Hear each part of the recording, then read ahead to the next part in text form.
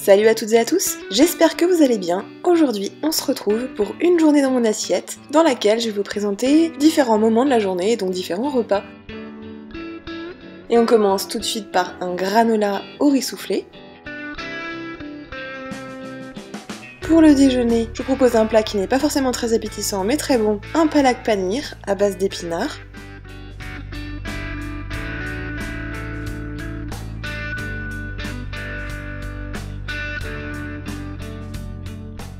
Et pour le dîner, une quiche au poireau et à la patate douce.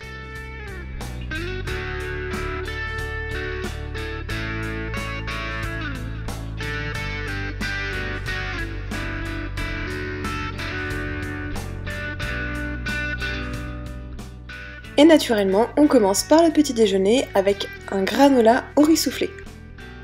Donc pour ça, on a besoin de flocons de riz soufflés, donc environ 30 g. J'ajoute également quelques amandes effilées, une cuillère à café d'extrait de vanille. On peut ajouter du sirop d'agave, 50 g. On peut également le remplacer par du sucre de coco si vous en avez. Ensuite, j'ajoute 50 g de pépites de chocolat, idéalement un peu fondues, pour qu'elles puissent se mélanger correctement. Et vous mélangez le tout. Ce que j'aime bien avec cette recette, c'est qu'une fois que le riz soufflé sera cuit, il sera vraiment croustillant et c'est super agréable au petit déjeuner. Et parfois j'y ajoute également des flocons d'avoine pour un petit déjeuner encore plus complet. Aussi varier les plaisirs avec les noix, les oléagineux. J'ajoute parfois des amandes, parfois des noix de cajou. Donc vous pouvez aussi, à partir de cette base, faire comme bon vous semble pour ajouter vraiment les ingrédients que vous appréciez. Et c'est vraiment un petit déjeuner que je fais régulièrement, et c'est surtout mon petit loulou qui a 10 ans qui adore ce petit déjeuner. Ensuite, on place au four à 180 degrés, donc un four préchauffé, pendant 15 à 20 minutes. Donc surveillez la cuisson pour ne pas que ça brûle. Et voilà, une fois que c'est cuit, vous avez vos céréales, vous allez pouvoir les casser en petits morceaux et les stocker dans un bocal hermétique pour pouvoir vous en servir chaque matin quand vous en avez envie.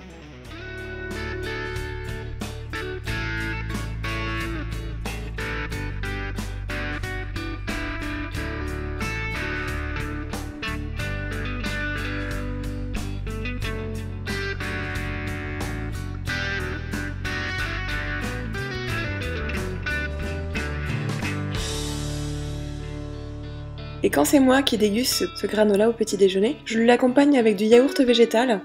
Donc j'aime bien faire moitié-moitié. Et j'aime bien aussi ajouter normalement quelques framboises ou quelques fruits par-dessus. En l'occurrence là pour la vidéo j'avais un fruit de la passion et donc j'ai ajouté quelques cuillères de pulpe de fruits de la passion.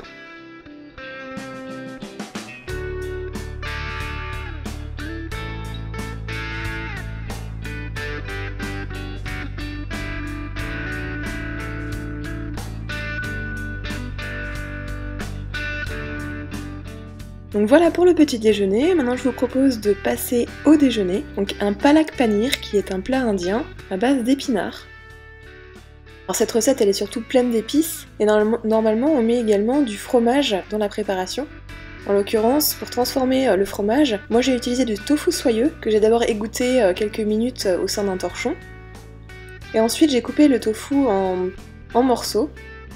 Donc pendant ce temps j'ai préparé la marinade avec de la levure alimentaire, du sel, du cumin, de l'huile d'olive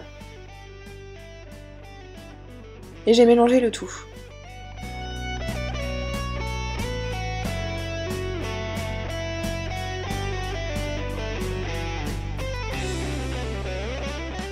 Quand la marinade est prête, vous coupez donc le tofu soyeux en morceaux réguliers.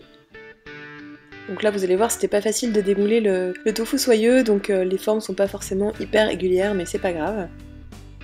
Et ensuite vous allez placer les morceaux de tofu dans la marinade et vous allez délicatement les enrober avec cette marinade et laisser reposer pendant le reste de la préparation.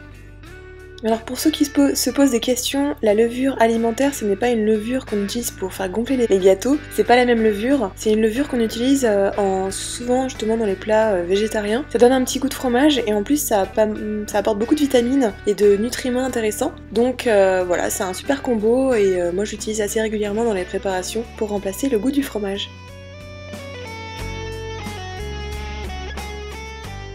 Donc ensuite, vous faites bouillir de l'eau dans une grande casserole, d'eau, que vous salez également. Et moi j'ai utilisé des épinards frais, donc vous voyez c'est des très grandes feuilles. Donc c'est pour ça que je les fais bouillir pendant 2 à 3 minutes, je les ai bouillantes très rapidement pour éviter que le goût ne soit trop fort et un peu amer. Donc si vous utilisez des jeunes pousses d'épinards fraîches, pas besoin de le faire. Idem forcément si vous utilisez des épinards surgelés qui sont déjà prêts. Donc ensuite, vous les égouttez et vous les passez sous un filet d'eau froide pour éviter qu'ils ne cuisent trop. Ensuite, vous allez préparer un oignon. Donc vous allez l'émincer assez finement. Donc là sur la vidéo, vous allez voir, je ne l'ai pas assez émincé. Et je vous conseille vraiment de l'émincer davantage pour avoir des morceaux d'oignon très réduits. Vous allez également prendre 3 cm de gingembre et vous allez l'éplucher avec une petite cuillère. Donc ça permet de gâcher le moins de peau possible. Ensuite, vous placez les épinards dans un blender, vous ajoutez le gingembre, le coulis de tomate et l'eau, la gousse d'ail. Vous faites chauffer de l'huile végétale dans une poêle et ensuite vous y ajoutez les morceaux d'oignon.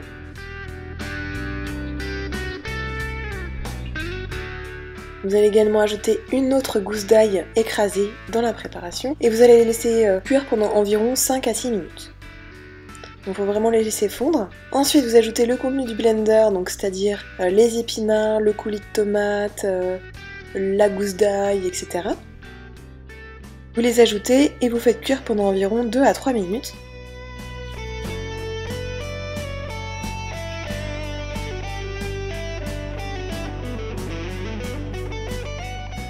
Ensuite, vous pouvez oublier cette étape si vous avez déjà du garam masala, sinon vous allez devoir le faire vous-même. Donc vous avez besoin de 3 clous de girofle que vous allez d'abord broyer dans un mortier. Ensuite, vous pouvez donc verser le clou de girofle émincé dans un bol. Vous ajoutez une cuillère à soupe de cumin, une cuillère à café de muscade. Moi j'aime bien utiliser de la muscade fraîche. Et là vous allez faire une plus grande quantité que ce dont on a besoin pour la recette, mais vous pourrez la stocker pour en faire d'autres ou pour d'autres recettes. Vous ajoutez ensuite une demi-cuillère à café de cannelle, du poivre,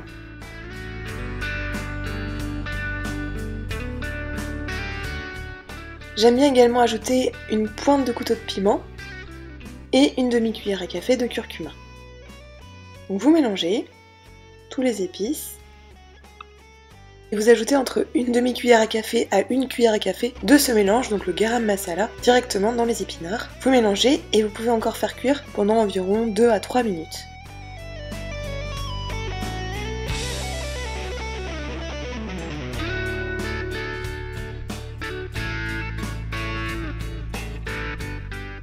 Vous ajoutez ensuite une cuillère à soupe de crème végétale, mélangez à nouveau, vous laissez encore sur le feu pendant 8 minutes.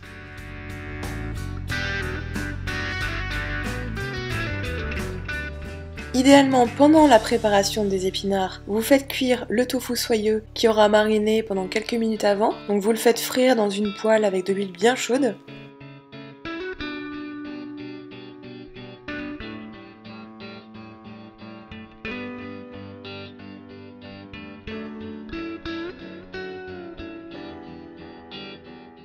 Et une fois qu'ils sont bien dorés, vous allez les ajouter aux épinards. Vous les mélangez à nouveau une dernière fois. Et voilà, c'est prêt.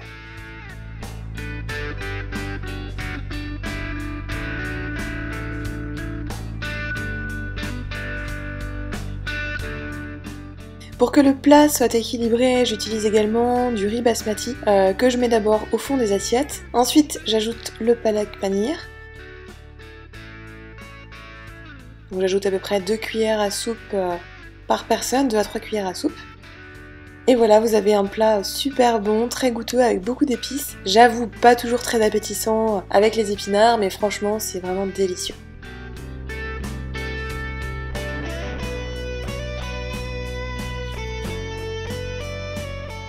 Pour le dîner, j'ai préparé une quiche avec de la patate douce et du poireau. Donc bien évidemment, on commence d'abord par préparer la patate douce en l'épluchant. Donc soit vous prenez une grosse patate douce, soit 2 petites. Ensuite, vous l'émincez en gros morceaux.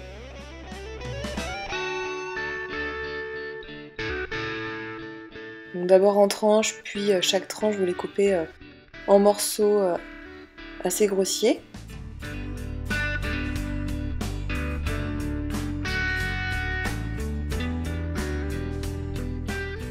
Et vous faites pareil avec 2 poireaux. Donc vous enlevez le vert des poireaux et ensuite avec le blanc, vous allez couper en tranches finalement chaque poireau après les avoir bien lavés.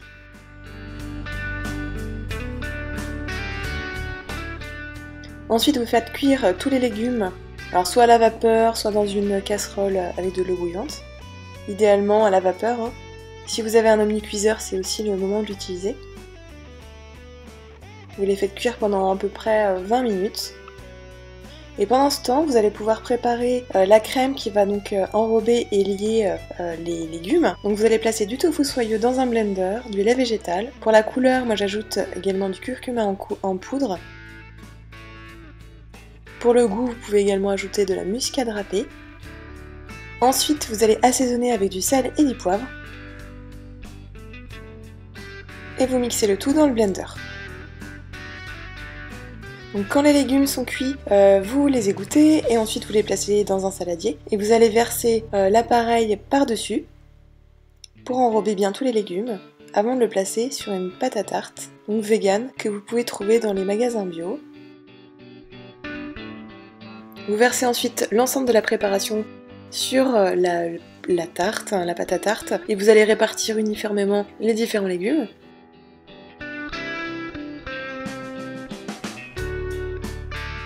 Dernière étape avant la dégustation, la cuisson. Donc vous placez au four préchauffé à 180 degrés pendant 45 minutes. Et voilà, vous avez une belle quiche. Vous la laissez bien refroidir, légèrement refroidir avant de la couper. Au début, elle peut être plus ou moins liquide. Ça va se durcir en refroidissant un peu. Et vous pourrez couper et déguster votre magnifique quiche.